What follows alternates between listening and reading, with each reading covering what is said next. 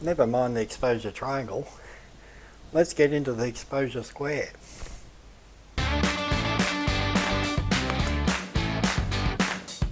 G'day.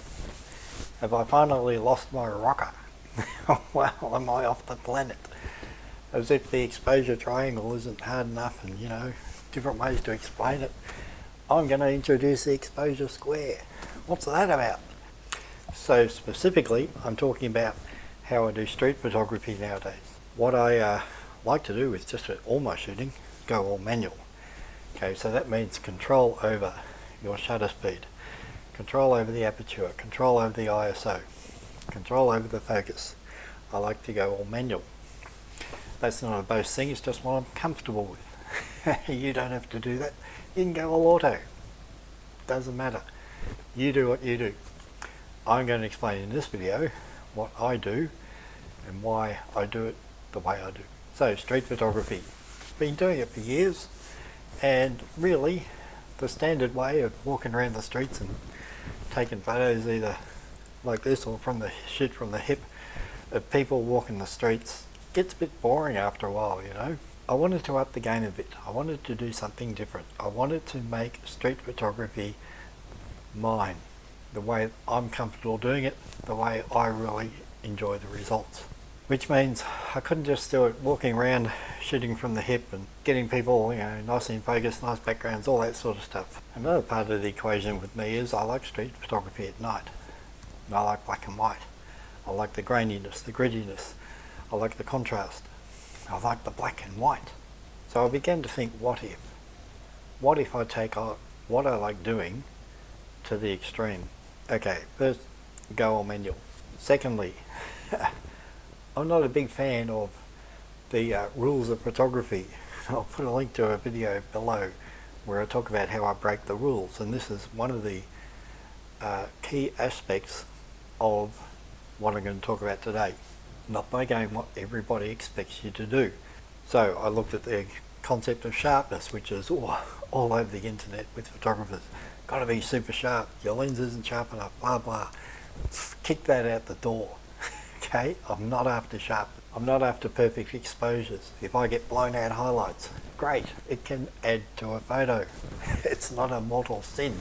Okay, if I like deep blacks that you can't get any more detail out of, that's fine. At night in the city, there is darkness. There is blinding light.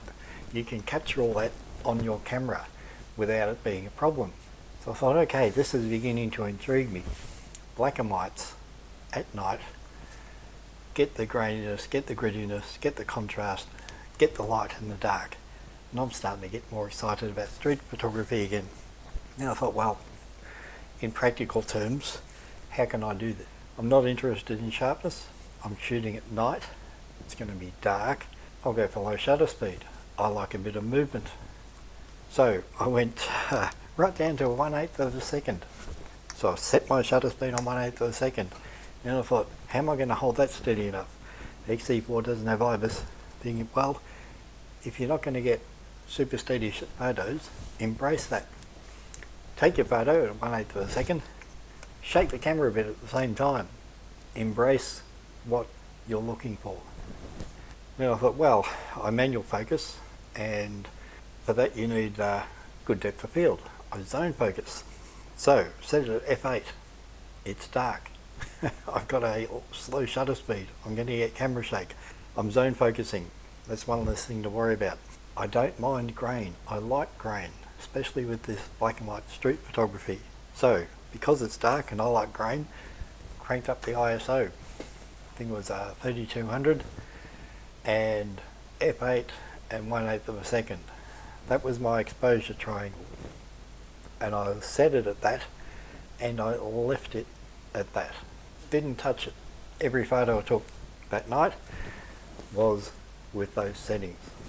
So, how did I compensate then for the brightly lit areas and the darker areas? Well, apart from embracing them, I added an extra component. I turned my exposure triangle into an exposure square. I added another element to the camera so that I could adjust my exposure. Now some of you may have already been, oh, I know what he did. Most of the day, no. So I'll make it all clear. I got put on the front of my camera a variable ND filter. I'm walking around at night in the city at f8 with an ND filter on. Sounds totally counterintuitive, doesn't it? Because it really means I did need that high ISO. It means I did need that slow shutter speed, but that's what I wanted. So what does the ND filter do? Well, the trick here is it's a variable. You can turn it down and turn it up, and that is what I controlled my exposure with. I didn't touch the shutter speed, didn't touch the aperture, didn't touch the ISO. I just adjusted the light with the variable ND filter. Now what did that give me? It gave me some fantastic results, just what I was after.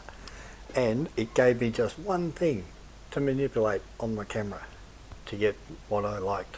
I didn't have to worry about this dial, or this dial, or any back dials, or this dial. I just moved the ND filter, got the exposure the way I wanted it for that shot.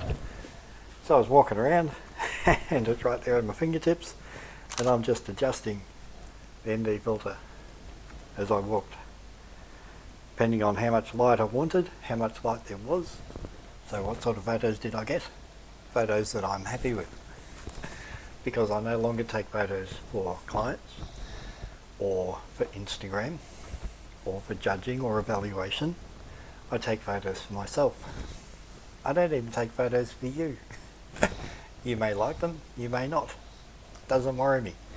I'm taking photos for myself. And these photos make me really happy.